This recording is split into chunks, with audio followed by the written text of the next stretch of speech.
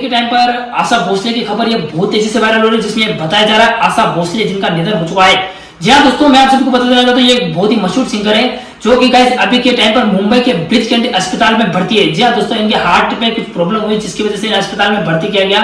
पर गाइस बहुत सारे भाई लोग जो कि फेक खबर फैला रहे हैं कि इनका निधन हो चुका है, यह पूरी तरह से झूठी खबर है। इस तरह की झूठी खबर पर ध्यान मत दीजिए और इस तरह की झूठी खबर न फैलाएं।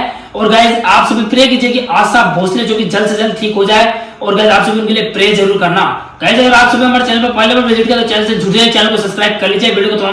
इस वीडियो को अपने तमाम दोस्तों में शेयर जरूर करना ताकि उन सभी के पास में ये इन्फॉर्मेशन पहुंचे। और गाइज आप सभी प्रे कीजिए कि ये जल्द से जल्द ठीक हो जाए। जी हाँ दोस्तों, आप सभी प्रे जरूर करना वीडियो के कमेंट सेक्शन में ताकि सभी के पास में ये इन्फॉर्मेशन पहुंचे। और आप सभी ये कमेंट जरूर करना ताकि सभी लोगों को पता चले।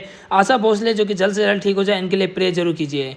मिलते हैं ना किसी अपडेट के साथ में, तब तक के लिए bye, tata and see you guys.